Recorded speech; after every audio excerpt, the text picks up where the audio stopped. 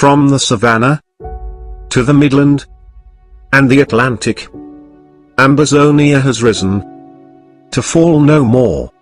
Ambazonia rise.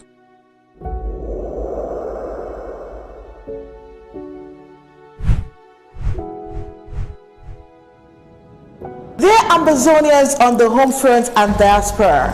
Dear Ambazonia freedom fighters in the home front and in the diaspora. The Ethics Commission of the Federal Republic of Ambazonia is coming out to alert you that it is becoming more and more evident that the former British Southern Cameroons, aka Ambazonians, will soon emerge as the newest nation in the world. We are calling on all of us to start preparing to receive Ambazonia as parents prepare to receive their firstborn child. Malcolm X said, tomorrow belongs to those who prepare for it today. We are already very educated, talented, and very rich in natural resources. Do all this guarantee a safe and prosperous Ambazonia? The answer is an emphatic no. Theodore Roosevelt said, to educate a person in the mind but not in morals is to educate a menace in society. Ambazonians, it is time to start planning to restore our cultural and social values that characterize us as a people of good repute. Before our Republic to Cameroon invasion, we were respectful of each other, of the law, and of our culture. We earned our living through honest hard work, making clean money for ourselves.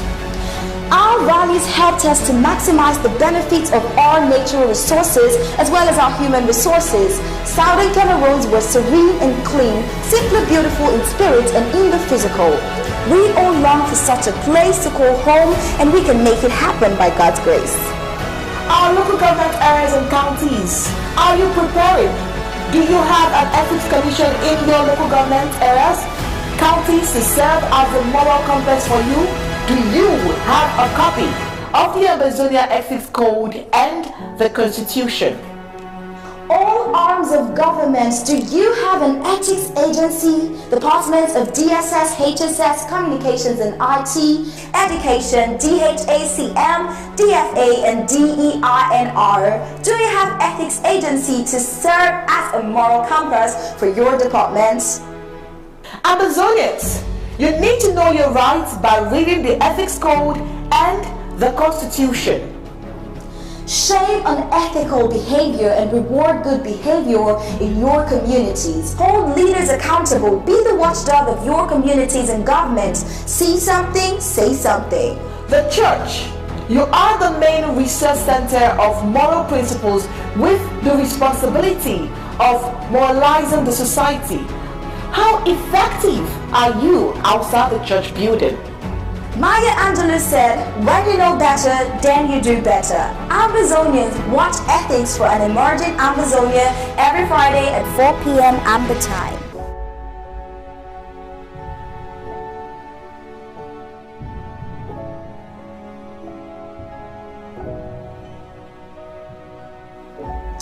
Exclusively on ABC Amba TV.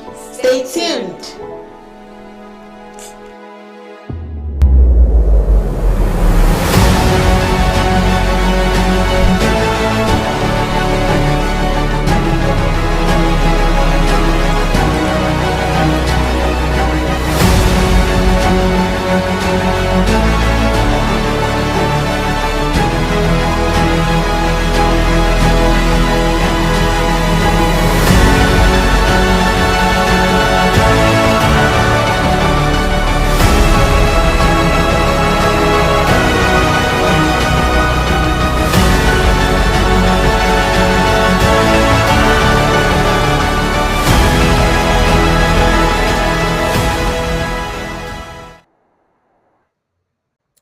Greetings and welcome once again to your favorite program, Ethics for an Emerging Ambazonia. Remember, today is the 27th of October 2023. And of course, it is exactly 11 minutes after the hour of 4 p.m. in Ambazonia, that's in Boya, and we bring you greetings. In today's episode, we will be looking at a number of things. But before we go into that, I just want you to listen to this, our introduction. Uh, this year, Ethics for an Emerging Ambazonia is spotlighting on ethical issues plaguing Ambazonians at home and abroad. The more Ambazonians engage in discussion on ethical issues now, the better our chances for an excellent short transition period post recognition. Applied knowledge and the right mindset is the most powerful force in nation building. There is no liberty without morality. We are equipping ourselves with the necessary knowledge and molding the right mindset during this period of war in preparation for our nation. Once again, you are welcome to this program. And today we have as our panelist, we have just one panelist with us today, and he is in the person of Barrister Tim. But before we go ahead, I just want to give you a recap of what we discussed last ethics program we had, which was on the 13th of October. In that, we had for a topic on that day the consequences of the unethical treatment of former British Southern Cameroons, aka Ambazonia, in 1961 by the United Nations. And during that time, we had two panelists, and the discussion points were very pungent. We looked at the purpose of the United Nations and that the United Nations has an ethics office and a think tank. Why is it so unprincipled in carrying out its duties? Those are some of the things we looked into. Then we looked into the unfair treatment of the British Southern Cameroons during the decolonization process. We also went ahead to see the betrayal of the Ambazonians by the British at the Tico airport on September 30th, 1961. The result of the deceitful and unconscionable actions of France and Britain towards the former British Southern Cameroons called Ambazonia. These are some of the points that we looked into last week. They were also saw the most neglected humanitarian crisis of the century, ongoing genocide in Ambazonia. Then we saw a weakened and ineffective United Nations, loss of credibility and respect. The panelists talked elaborately on that. Then we also saw the game of interest. Ambazonians must fight for their own interest. We also looked at the call for reforms of the United Nations in the United Nations General Assembly of 2023. And what should members nations with conscience do to save the organization from a virtual total collapse? So these are some of the things we looked into last week. And today, as a topic, we will be looking into the topic case studies of unethical issues plaguing Ambazonia. No, that's the general topic. The topic for today is template for conflict resolution. Template for conflict resolution. And before we get into that, I want to call our single but only panelist to greet the Ambazonian people. I will take up from there. Barrister Tim, the microphone is yours. Thank you, Pastor Commando. Thank you, viewers. Once more, we are here for another episode of Ethics for an Emerging Nation. I'm sure by now most of us already know me, the speaker. But for those who don't know, I'm Barrister Timothy Mbesea. I'm also a member of the Ethics Commission for Ambazonia, in addition to being the chair of the Judicial Council. And so today we are back here.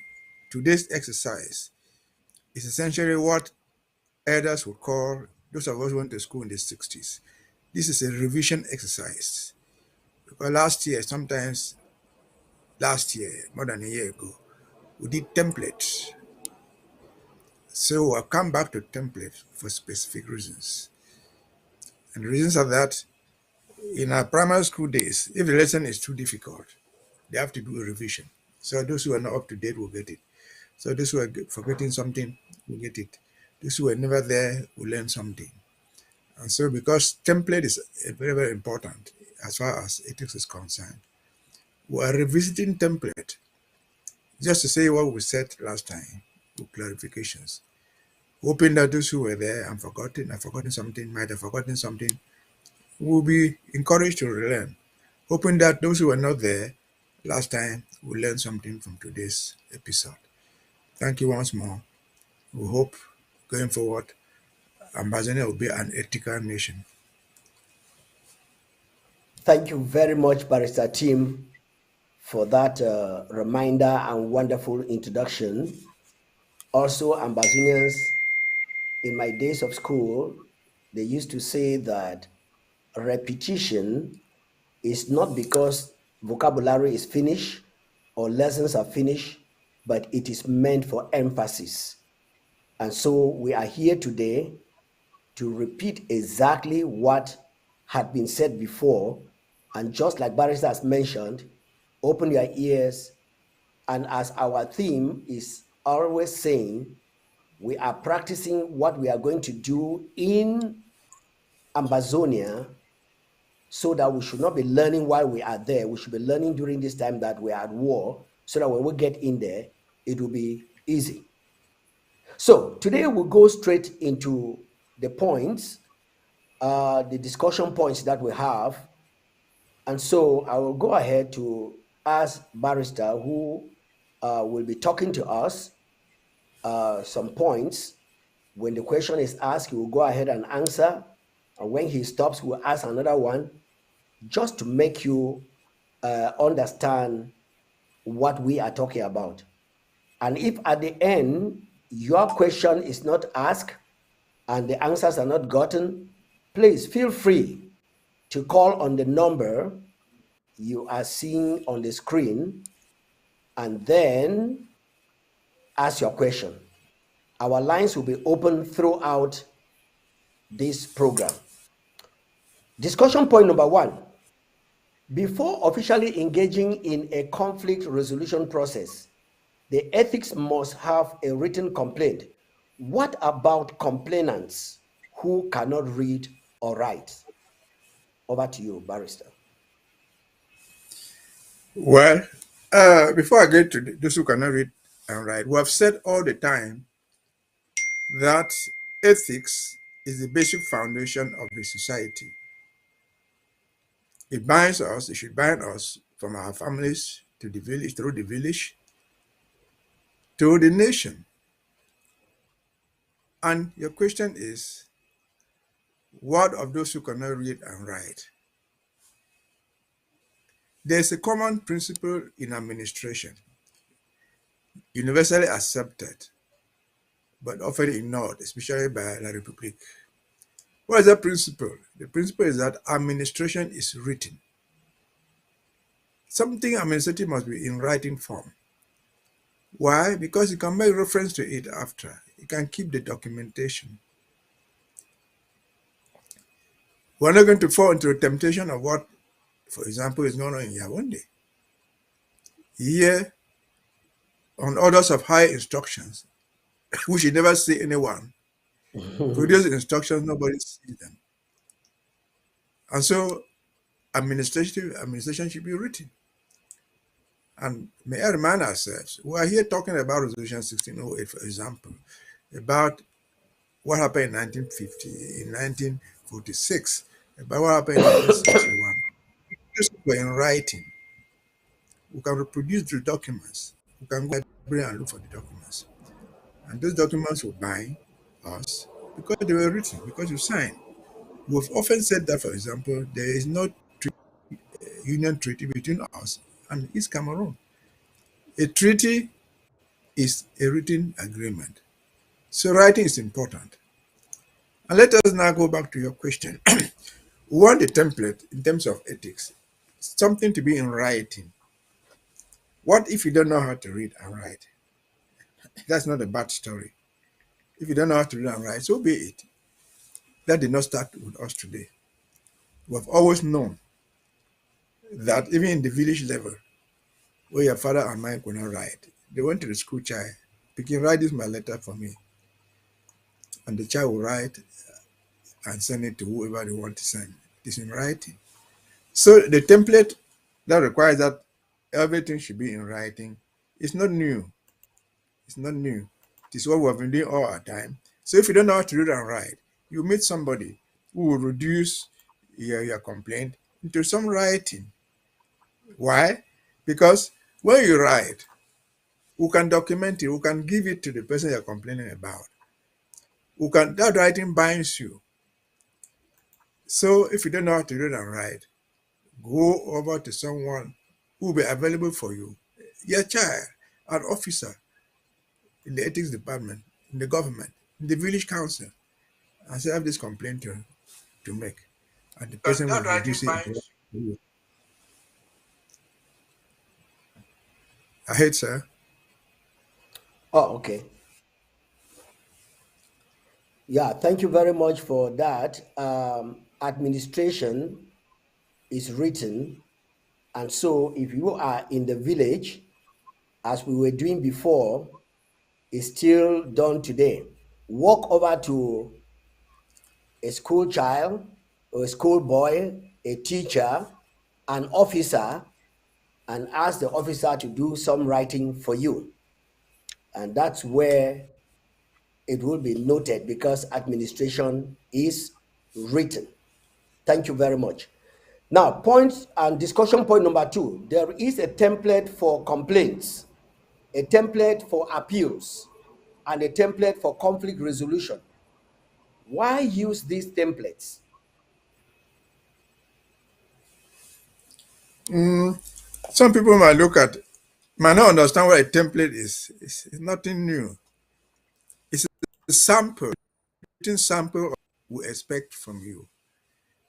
It is so simple that anybody can do it. Even a primary school class 3 child can follow the instructions there. So what we call a template is a written sample of what is expected as a complaint in the ethics.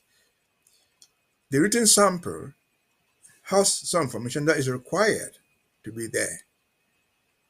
If you are making a complaint, this sample should be available in a in a rare Amazonia. Right now, they are available at the ethics. If you have a complaint to make and you don't find the complaint, we'll forward you a copy of the complaint, the written format. And then you simply fill it and then send it. It becomes your complaint. What does it contain? It doesn't contain anything so difficult. It contains the date on which you're complaining, you're filing a complaint. It contains your name, who is the complainant, and in what capacity you are complaining.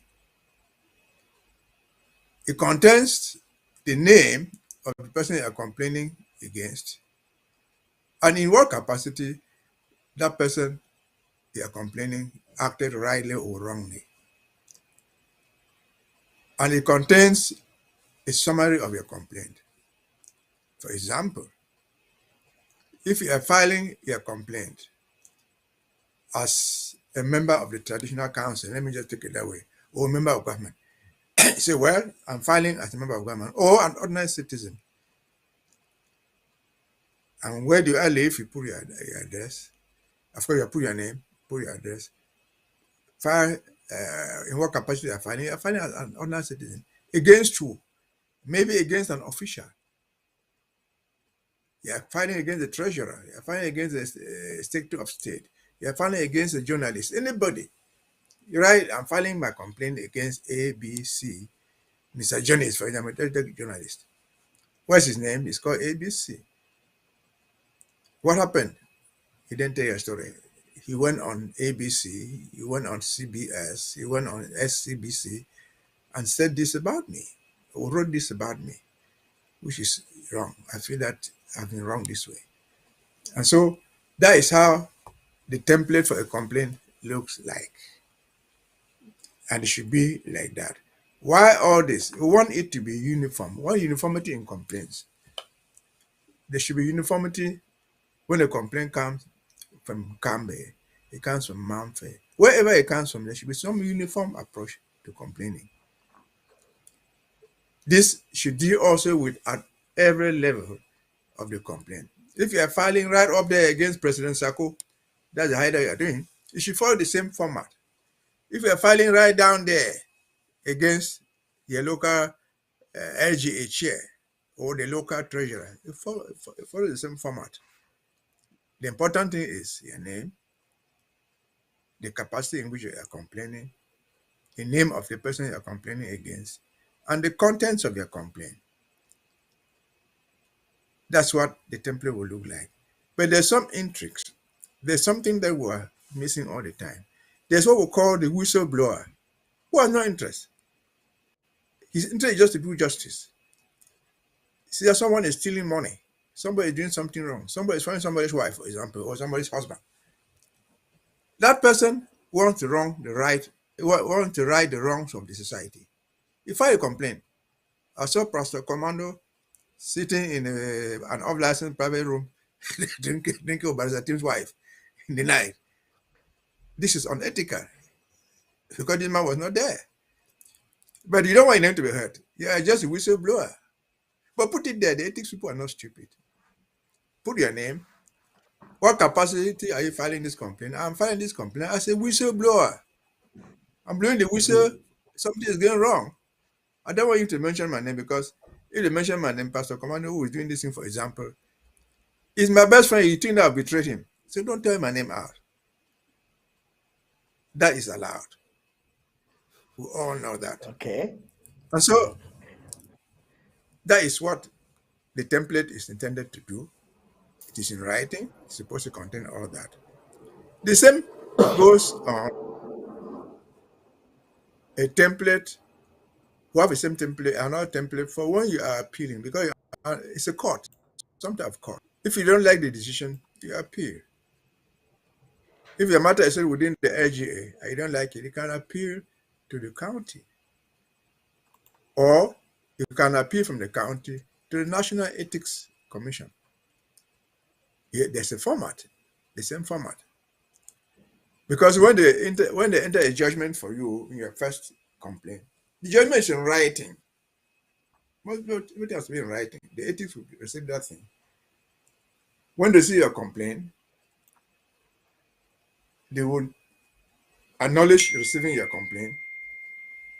They will forward the complaint to the person about whom you are complaining, with the given timeline for he or she to respond. If the timeline is followed as responded, the ethics would, in most cases, sit to listen to both of you and take a decision. If that is done, any of the parties, defendant and defendant, who doesn't like the decision, has the right to appeal. There's a template for that. We'll give you the form. The form should be available everywhere. If you want to appeal the decision, this is the form you fill. It's the same thing in your name. What are you appealing against? I'm appealing against the decision of the Ethics Commission of Ngokutunja that I filed on this date. Because you already have the decision that was decided by the ethics of Ngokutunja that you're appealing against. You attach that decision. And as usual, explain why, what is it in that decision that you don't like. And so that is ethics filing, ethics appealing templates. So it looks very simple, but it's sometimes complex because let me end this particular one on this point. We know that ethically, we are not allowed to prey on the sick. We are not allowed to take advantage of people's ages, young people. But people do that. Let me take it back into the village. We are so familiar with our chiefdowns and fondowns. When the chief dies, sometimes, in many cases, in some cases, the guy who is meant to be the successor is a small child, small boy, probably just in primary school or in secondary school. The fact that he's made fond does not mean that he has suddenly developed the knowledge of an elder. If you take advantage of his age, that is morally not acceptable. That's ethically wrong. On the reverse side of it, you're not allowed to take advantage of someone's age, somebody who has become too old and frail. If somebody becomes too old, I become so I'm already an old man. I discover this man cannot coordinate events. I take advantage of me. That is morally unacceptable. That's moral bankruptcy. That's unethical. And if I can move forward to say, to illustrate what is going on in the nation called Cameroon, that was going on in Gabon, there are agreed facts. Everybody agrees that Paul Biya is old. He's in his 90s. No human being in his 90s will reason like a child of 45. No man plagued by a disease like Ali Bongo was. He had a stroke. Will not have his mental faculties reduced. People who surround them at that level of the nation, if they take advantage of their ages, of their health conditions, that is morally wrong. Somebody, not you and me in the show, to come out and say, look, this is wrong. Like what happened to Ali Bongo's wife? The military council know this is wrong. They went to search their house and found out she had stamps, that she was stamping things in the name of the president. I guess similar things might happen in Yaoundé. Otherwise, how do people so close to Paul Biya have this principle, the general practice of high instructions? Because you know that guy cannot answer. He's not there. He's sick. He's old. That is moral bankruptcy. That is why ethics is there.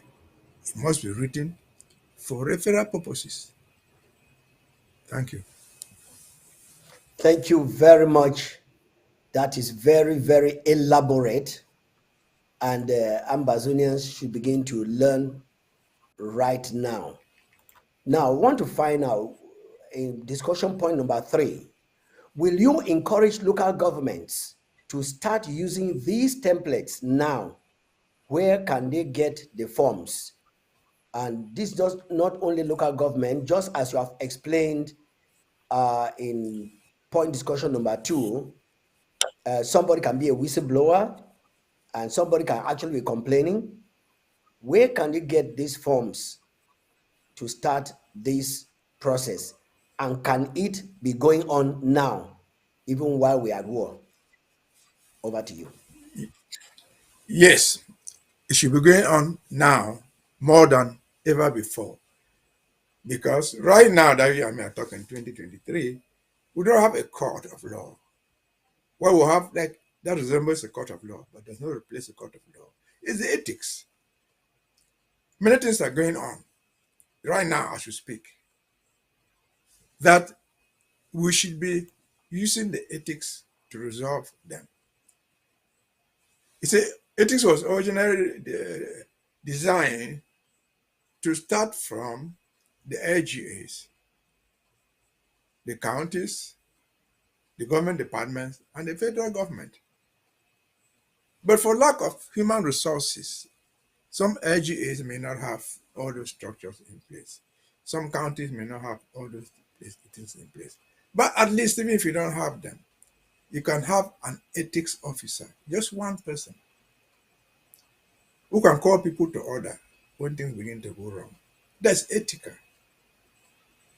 So we should start doing it. If we're not be doing it, we should be doing it now. Don't wait until you go and file your complaint at the National Ethics Commission. No, we can do that thing at the level of our counties, of our LGAs. Right now, well, you're not, we don't discourage you from appealing, but the whole thing is not just appealing to me or appealing to some big man sitting up there. Now, most of those things can be solved right there. The question is, if asked, where do you get the forms? The forms are available. You remember, after every episode, we always, on TV, you always say something about ethics. If you don't have the forms at your level of the LGA or county, contact the National Ethics Commission. They will supply you examples, copies, samples of the forms that you should use. So in summary, this is the best time for us to use the ethics. So many things are going on right now that are unethical, which people don't even know. It is because of the pressure of war. Somebody will insult you. Somebody will do all that. Insults are unethical. But we have had complaints of things like that, where we don't go anywhere. Oh, we end there and say, well, I was just angry. I was just overtaken by events. I acted wrongly. That is still good because the person has realized where he or she went wrong. And so, again, right now, we should listen the ethics as far as we can. Where can we get the forms? If they are not within their council, within their county or area, ask the National Ethics Commission. They will send the forms to you. Thank you.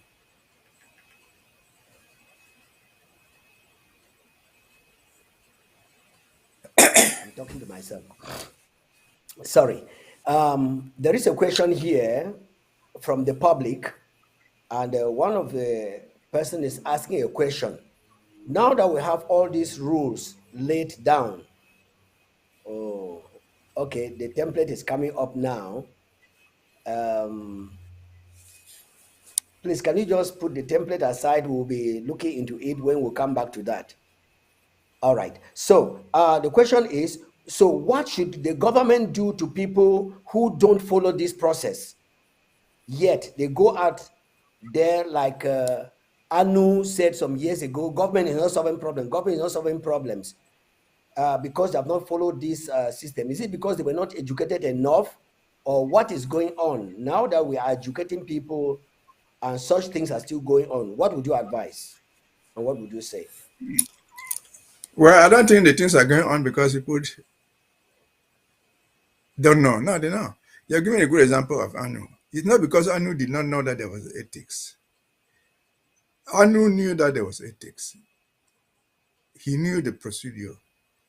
But his problem was that he wanted ethical justice his own way. And in fact, he put it out there. He thought that he could find in the Restoration Council what he believed he would not get in the ethics. He did not believe he could get something in the ethics. Yes, because we're not flying and landing from the moon. We're just human beings. They know us. He knew that people who are in ethics are hard. If you bring a complaint there, you have to prove it. And so it is not because they did not know. No, they know it. Those who think that they can do justice for themselves only have a short distance to run. You cannot take justice into your own hands.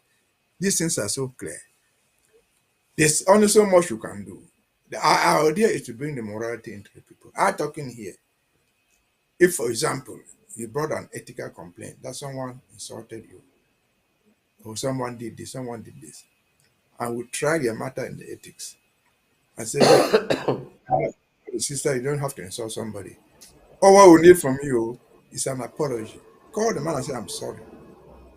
That does not cost you a dime. You can do that. But if you don't do that, if you say, I'm not doing it, what do you expect Madam Dorothy to do? To go get a gun and come and catch you? What do you expect me here to do? Send you to prison? No. You just define what you should be doing. Yes, if you don't do it, there will be other actions that can be taken. But you should take the moral responsibility of being willing to accept where you go wrong. It's not prison time that saves all the time. And let me use this to give another illustration. In the 1960, 59, 60, in the Frontier government in Boy, there was a lot of ethics there. But then was not what it is today. It was a very small place. There was a hospital. There was a government minister who used to go to the hospital and sleep with nurses. And then there was a whistleblower. He didn't know that there was a whistleblower in the hospital. The whistleblower took all these things, reported the government minister. This man comes in here in the night to do this thing, to do these things. And then he was sanctioned. He was simply removed from government. That is how governments act. Take a complaint, be confident that something will be done. It may not be done precisely the way you want, but be confident something will be done to solve your problem. Even if it means just calling you behind and say, well, we looked at this problem. What the formula for filing complaints? We have different formulas, I don't say templates, formulas for resolving conflicts.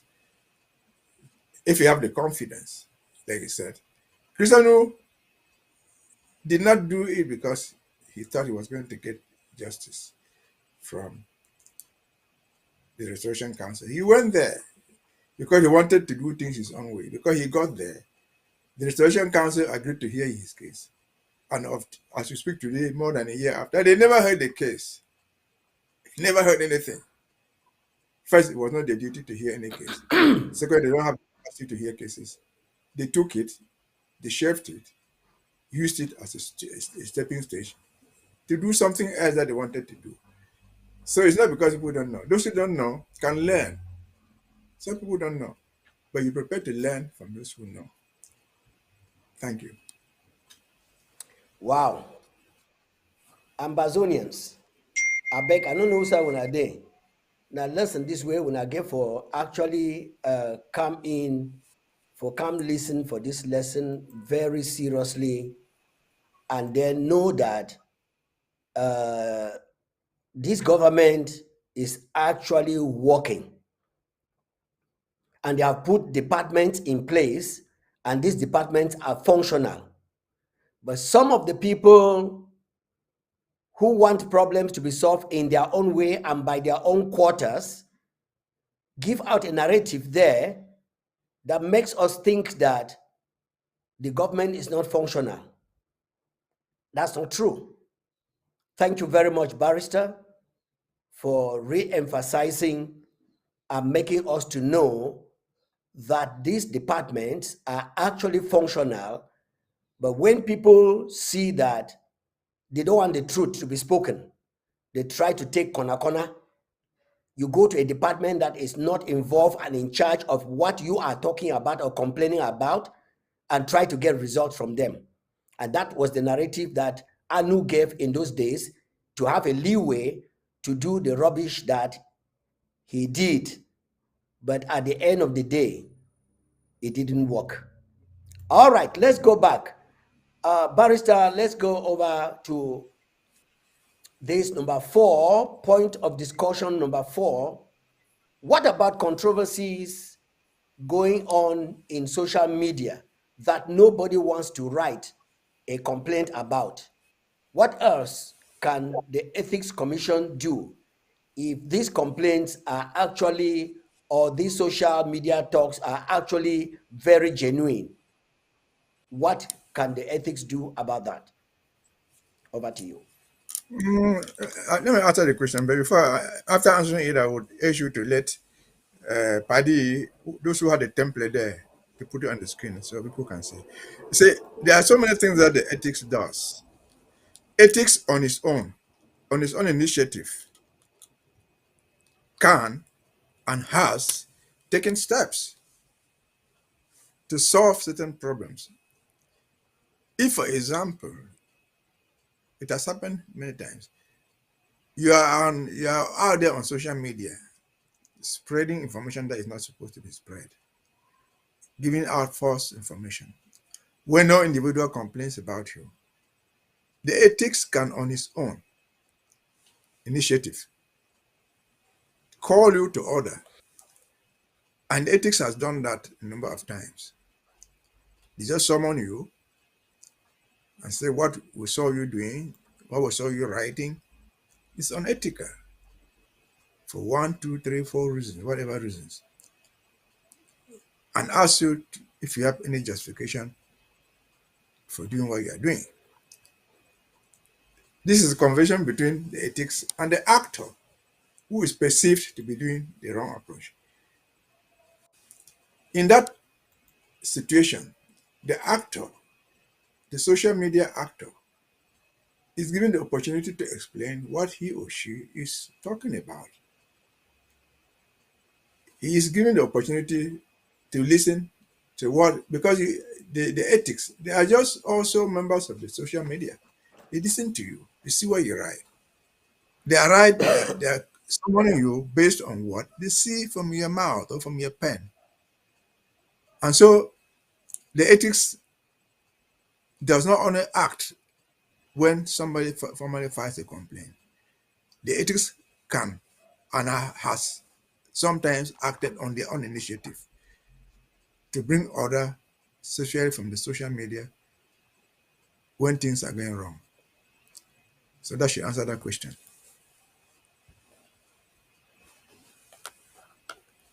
Over to Thank you. you very much. Thank you very much.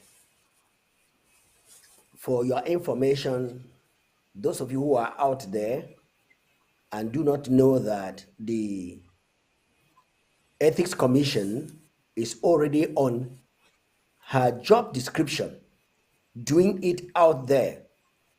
The template has just been shown on your screen there.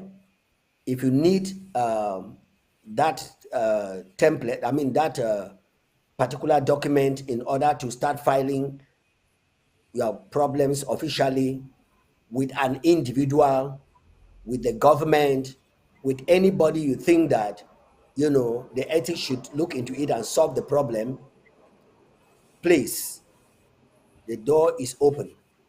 We don't want anybody to come in and say, oh, this government has started, it's partial, it's behaving like La Republic, while you have not followed the right approach to solving problems governmentally. And that's why the Ethics Commission is doing everything practicable and possible to make you to know exactly what to do. Now, point of discussion number 5. Can you briefly describe to the Ambazonian people what constitutes a valid complaint that can be brought to the Ethics Commission? Yes. Before I get to that, the template that just popped up on the screen is a template from the ethics acknowledging your complaint and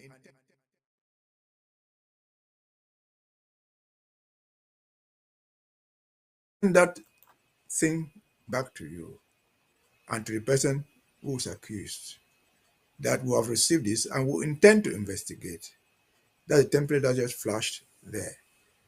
And so a valid complaint is what I cannot define a valid complaint because the validity of your complaint will depend upon what you put. What are you complaining about?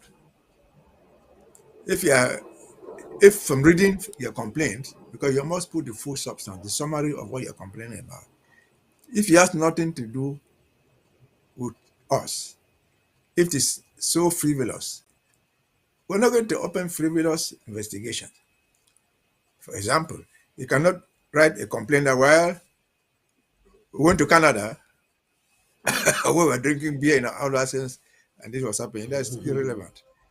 Nobody's going to investigate such things. So we cannot define a valid complaint, but you should know what a valid complaint is about. If we're talking about Ambazonia, the IG today, we know what we are doing. We're not going to wish hunt people. So let your complaint be within the limits of what we are doing. If you are within a county, your complaint should be in that county. Something genuine. What would something genuine mean, for example? People have drafted money. The money is being used for A, B, C. Mr. Mr. YZ has come in and claimed that he wanted to buy a cutlass and took away $1,000. Well, he never supplied any cutlass. Mr. ABC has been complaining about stealing in the county or in the LGA. Whether he himself, Mr. AGC, or she herself, has never contributed a dime. Things like that. Those are sort of things that if you file a complaint that if I were the one in charge, I will file a complaint that I'm stealing money, and I discover that you yourself you have not contributed a dime. If I were the one in charge, I would not even take a complaint. Because you have no reason to complain about money when you have not contributed for the money.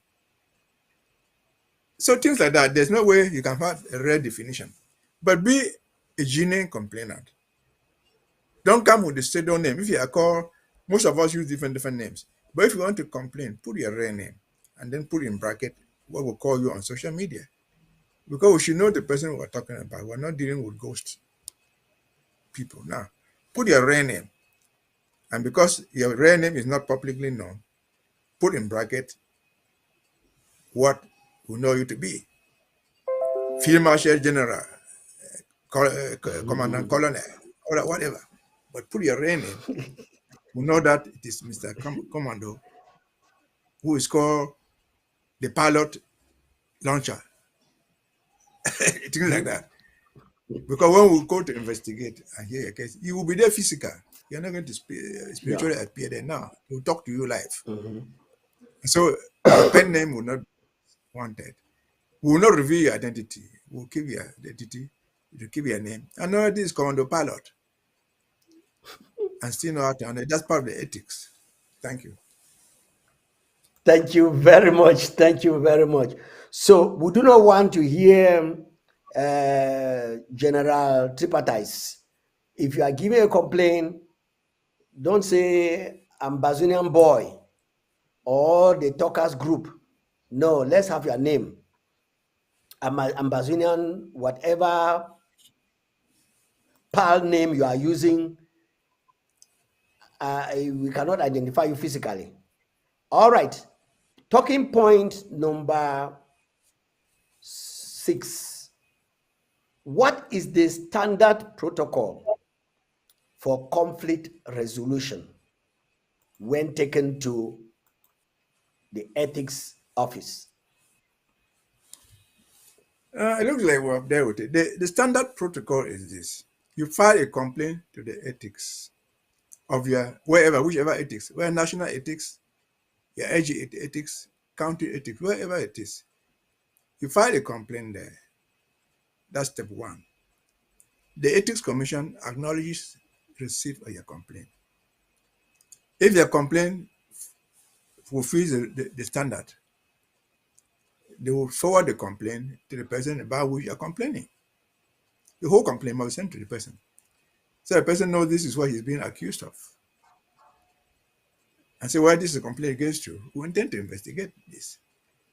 You have 4 days, you have 1 week, you have 1 month, whatever length of time they give you in that thing, to furnish your own reply. Of course, I forgot to say that if you are filing your complaint or a reply to a complaint, if you have witnesses that will support what allegation you are saying, mention their names.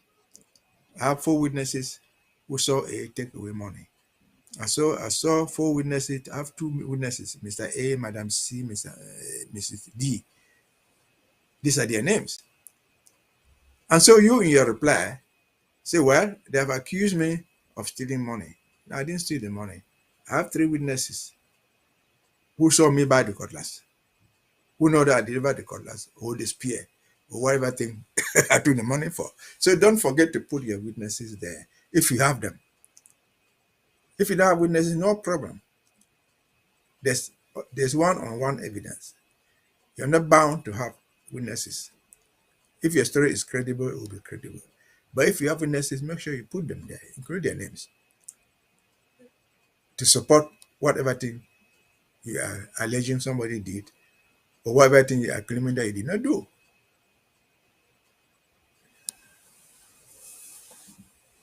So that's the procedure. Thank you. It goes to Thank you. that's the procedure. It goes to the ethics. You file your complaint. The ethics in response will contact the other person with intent to investigate. Give them time to respond. At the end of their response, the ethics will then bring the two parties together. Maybe by that time they have narrowed down the issue. Some of the issues that the complainant said, you might have accepted them, or you might have refused them. If you accepted them, they are no longer for debate. They are just there to say, well, but why did he do this? You have accepted that he did it. This is wrong. All right. Mr. Complainant or Madam Complainant, you thought that it was wrong, but he did this thing. He has explained that, yes, he took the money, but he did it. So matter closed. Don't begin to accuse him or her for a complaint that he did not understand. Maybe you thought that he had the money. He didn't eat the money. Maybe you saw him drinking with the man's wife or with the man's husband and think that he was going, oh, no. That is also his auntie or his uncle. He was just having a drink with her or with him. Things like that.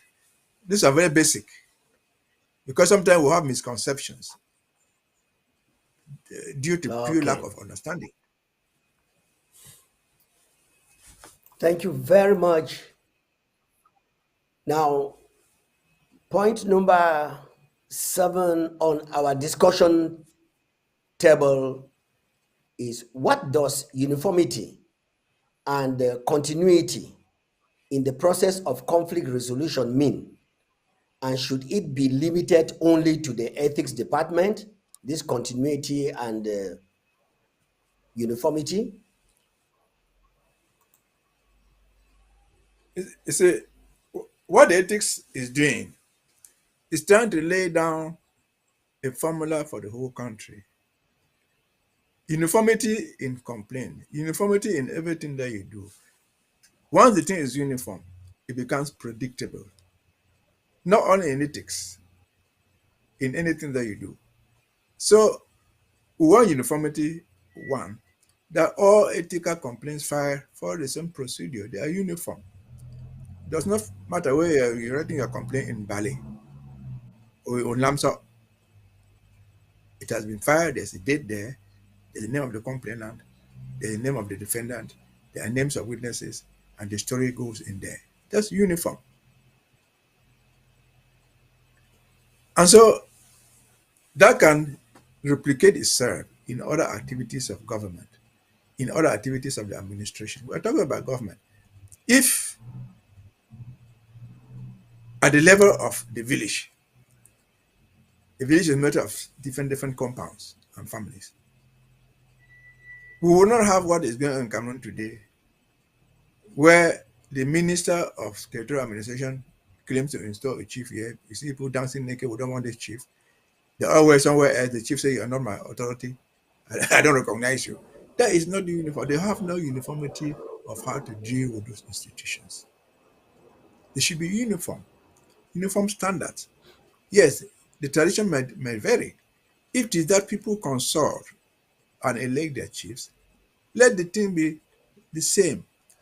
If it is that in some communities, upon dying, the elder of the village, the elder of the family, doesn't nominate, puts in his successor. It's not a nomination because he's not asking you to confirm or reject. He simply says, that's my job chair. That's all. It is uniform. Where that man they call chop chair is half-legged, one eye, he is going to be chop chair. And so that is uniform. What we want uniformity for, because that will make you will not learn from the US in Banso, in Cambe, in Manfay, and just, oh, I'm the chief because I'm driving a Prado. No, your name is not featured there. You come there, you have to go barefoot. Then village guy. Things like that. So that uniformity is important for the preservation of our culture, for the administration, for what? For example, again, let us deal with Ambazonia. You say, if you see, if you follow our brothers of French Cameroon in this war, having their debate, all what they say is there was Fumban, there was Fumban, there was Fumban. But I ask them, where is the agreement from Fumban? Nobody produces one. Remember, I said earlier, administration is written. If Franchise went to Fumban, let us forget about the merits or the merits of Fumban. Where is the agreement they reached? It should have been in writing. Where is it? It is not there. I saw the minutes of what went on there. They're always there. You find people, they were talking, but the resolution 1608 did not ask them to go and talk. 1608 asked them to agree, not talk. They have been talking for years. So where's the agreement? The agreement should be in writing.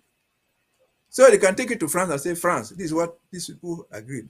You can take it to London and say, this is what they agreed. It's not oral. And so there must be uniformity of procedure. There must be uniformity of action to make a thing binding. That is part of the ethical thing that we're talking about. Again, if you follow Equinox, for Equinox and for all Francophone brothers, Cameroon, what they call Cameroon is Douala and Yaoundé. If they are not roots in Douala, that's so bad. They are not roots in Yaoundé, that's so bad. He doesn't care where somebody in Kambe is drowning in water. He doesn't care where somebody in Fumban is dying or somebody in Samilema is dying. No, Yaoundé is fine. There's no uniformity there. If it is a question of digging roads, you should drive on the good road from Douala to Nkambe, from Douala to Obolova, from Yaoundé to Boya. So there should be something uniform. It's unethical to develop a country in that way, to develop a community in that way. And so when you bring all this unethical behavior, you find chaos at every level of society. Schools are not functioning, teachers are not paid. Why? As if they were not found in the budget. The government has a budget that includes all civil servants, that includes teachers. Why are they not being paid then? For years and years, they are not being paid. Where is the ethical thing about that? Where is the ethics there? That you are the minister, you are receiving your salary 10 times, a million times, whatever, every month, and somebody is working under you. He's not being paid for 10, 15 years. That guy eats food. That guy enters the car. That guy rides a bicycle. So what is the ethics about it? It should be uniform application of the law, uniform application of the rules, be they written rules or ethical rules. That is what makes society reliable. Thank you. Thank you very much, Barrister. Ladies and gentlemen, remember you are on our fortnightly program on ethics for an emerging Ambazonia.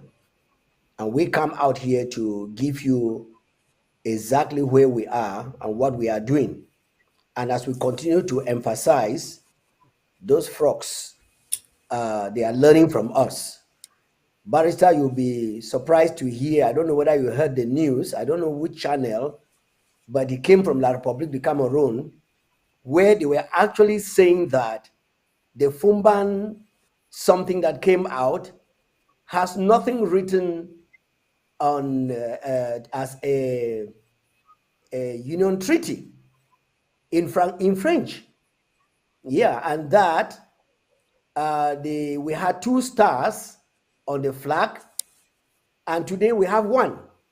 So where have they kept the 2 nations that came together? I mean, in French, a newscast from La République du Cameroon. So what we are doing, we are actually educating them, and they are getting back to their senses. You know, the Francophone man has been taught to cram. And when they cram and put in their heads, we are there to educate them to think a little bit, remove the caps that have made them not to think, And right now, they are actually thinking. And I think that La Republic should sit up and know that they are fighting a battle that has been won. They are just playing overtime. All right. With that said, somebody just asked a question on the social media chat as we're talking. They say, what does the Ethics Commission do to men who abuse women or who abuse our mothers with their language and other derogating things that they say about the women of Amazonia?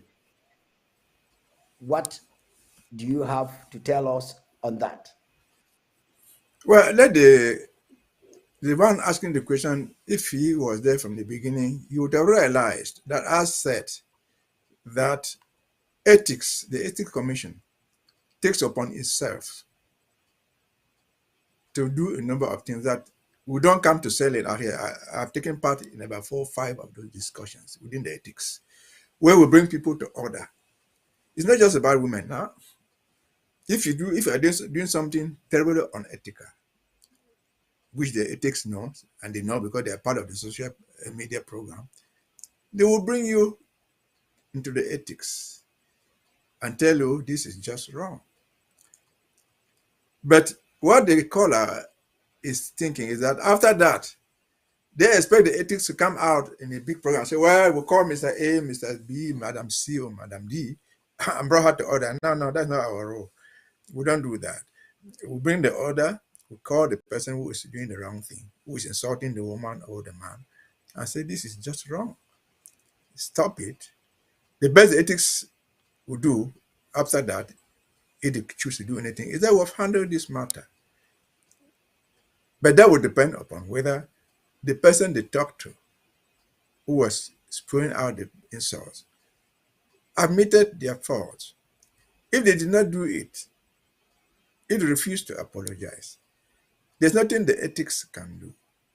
The ethics can only recommend, if that guy is an official of the government, to the president, because all government officials are government appointees. The ethics cannot fire you. They can say, well, Mr. President, this is your Secretary of State, this is your employee who think is doing the wrong things. We have told him to stop.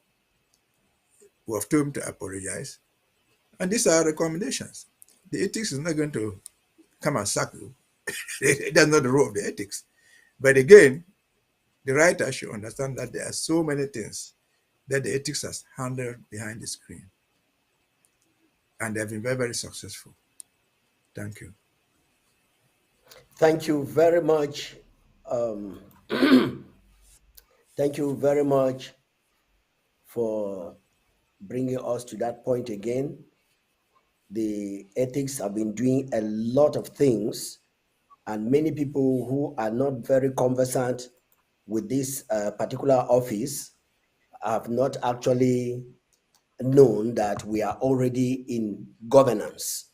And so if you are listening to us today, please tell anybody who has a complaint.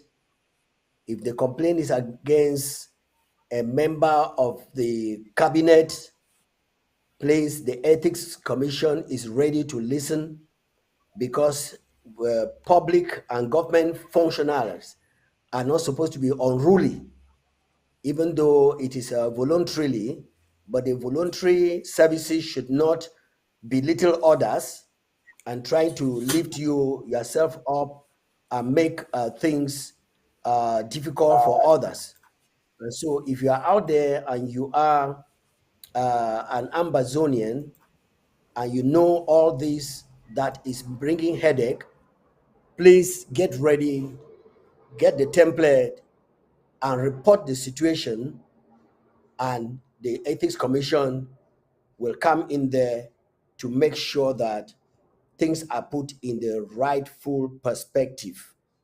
All right, we will now switch lines according to our ethics. The patriotic segment, which we want to look into today, is the segment of our how do you call it, ethics, the code of ethics. I will be looking at section 4. Ambazonians, we are now switching as I just said, we are now switching to go over to Know Your Ethics Code segment. The IG wants Ambazonians to be informed patriots when we have our nation, and that starts from now. Ethics Commission decided to take the ethics code to the people by reading out a portion of it each time we meet. Today, we will read section 4, paragraph 2 of our ethics code. And this goes to staff involved in procurement.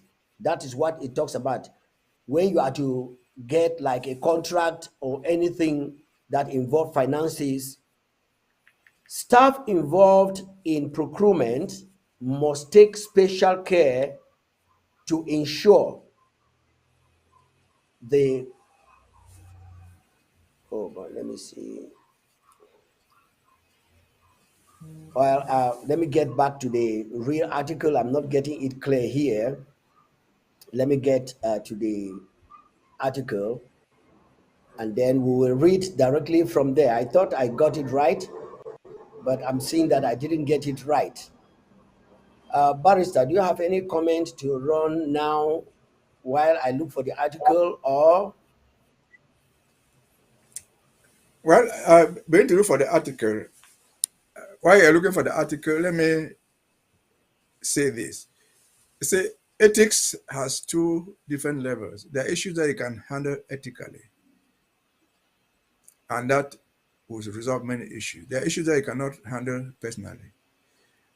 Right now that we are here, a lot is going on social media. You see, ethics, the Ethics Commission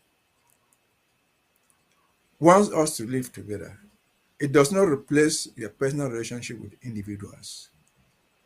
A lot of what goes on social media will be solved with a simple telephone call to a brother, to a sister.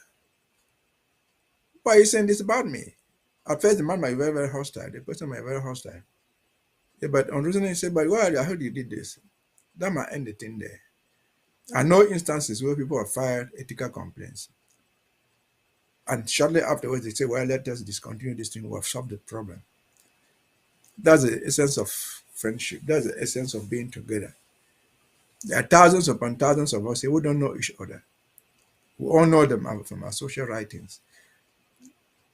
We don't know them personally. I don't know how many phone calls I've made around because of this ambassador to people I would never have known in my life, who never knew me. They say, but why are you doing this? I just saw you write this about something. What's your own justification?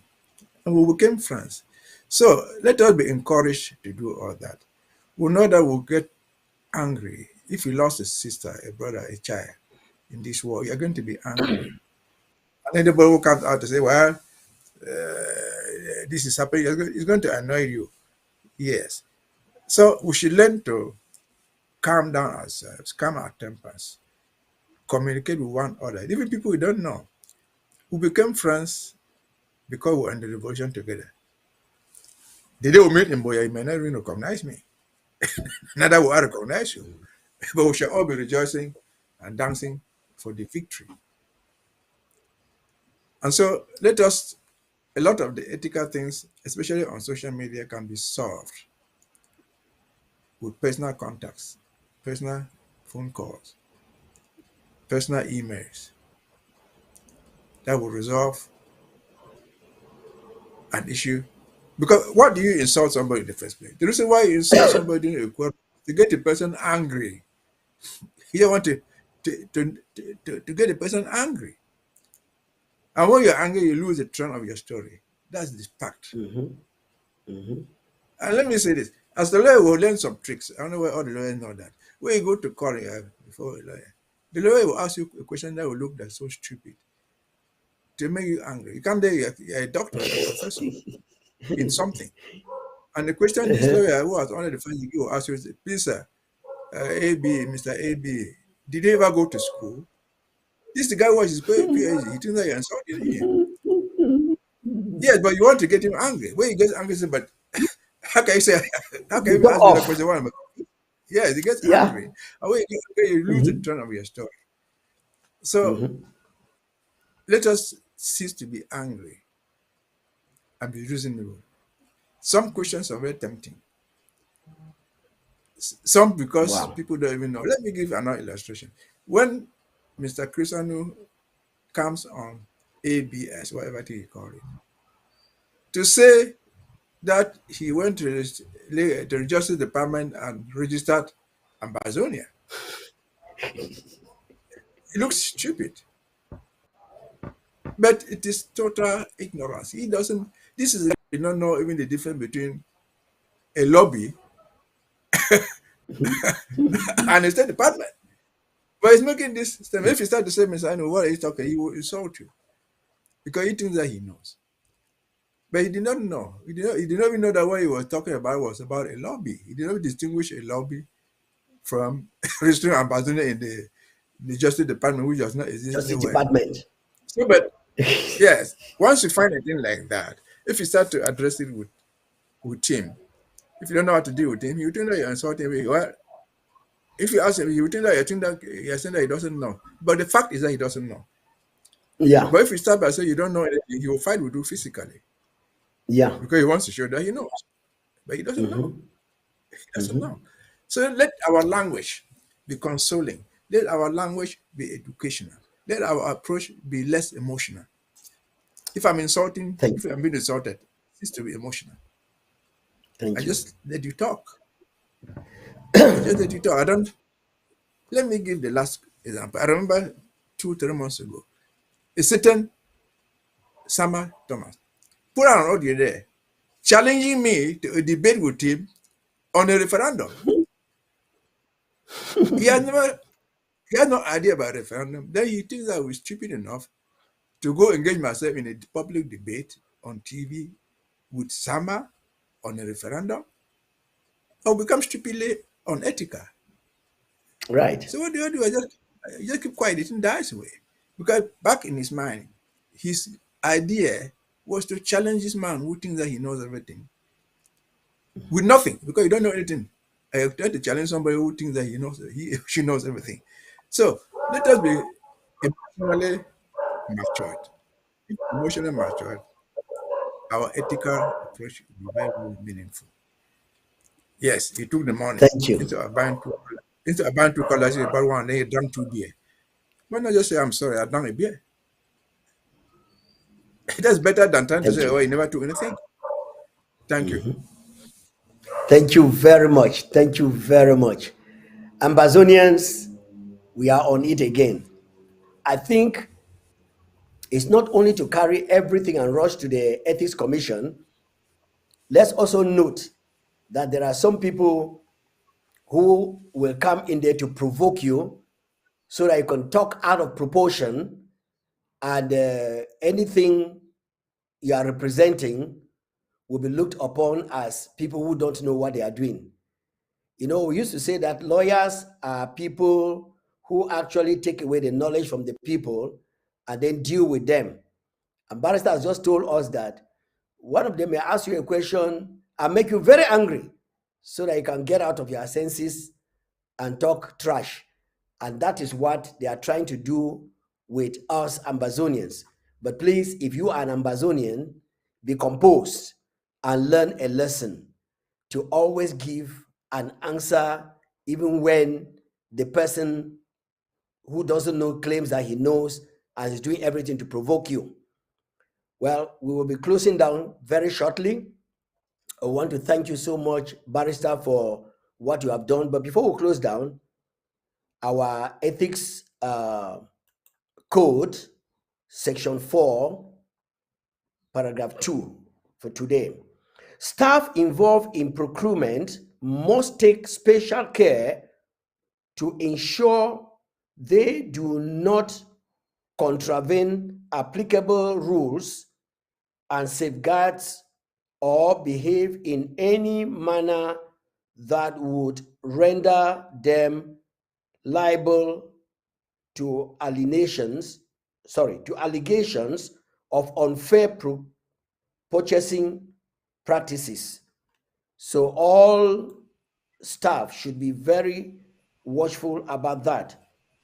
As such, staff should not, under any circumstances, accept gifts or hospitality from current or prospective suppliers of what the government needs from them. Well, that is the point we have today in our section. Doc, you have anything to tell us? And then we'll close for today. Over to you. Let me say this. Ethically, I want to deal with individual. I've said it before.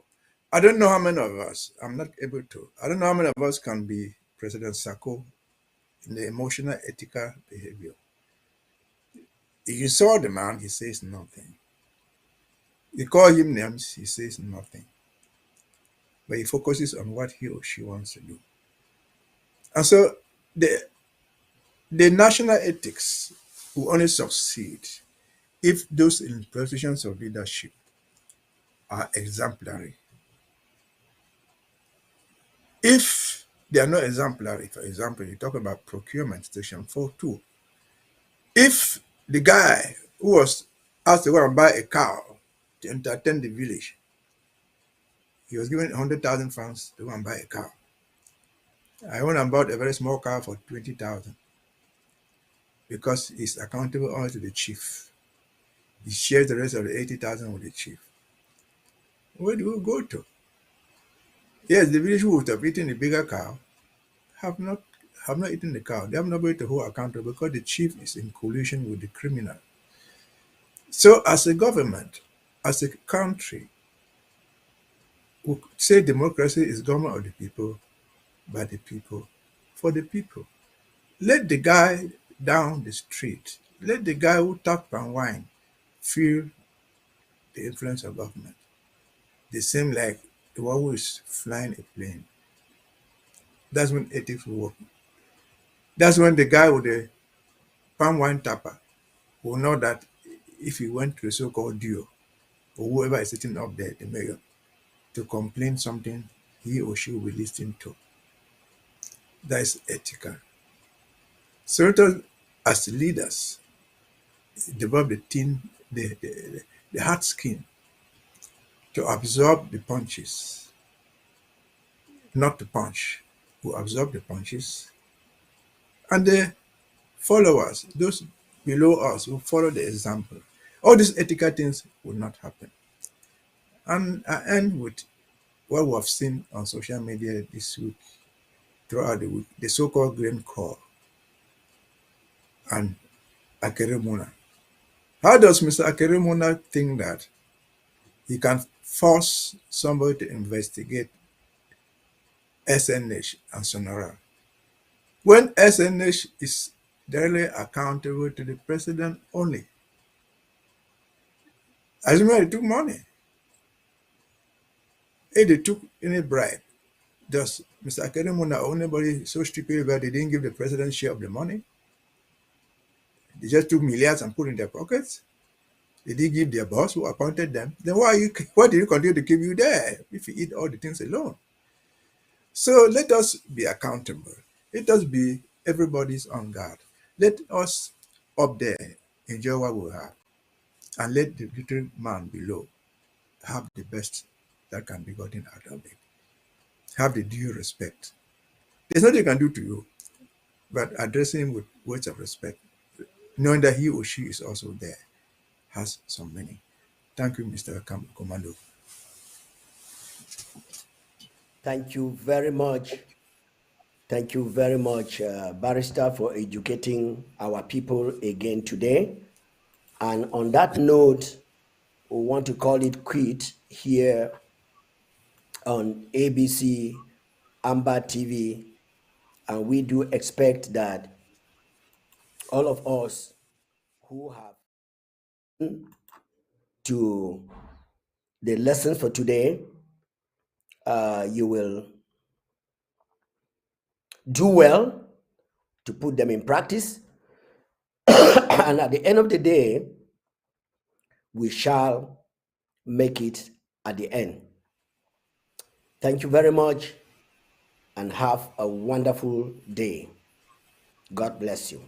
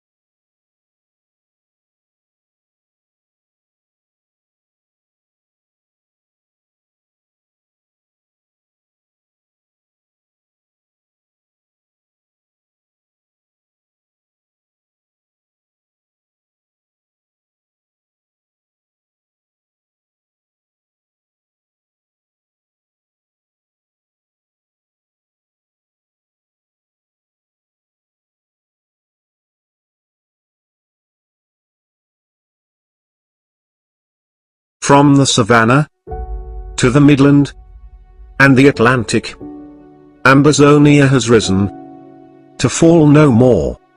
Ambazonia rise.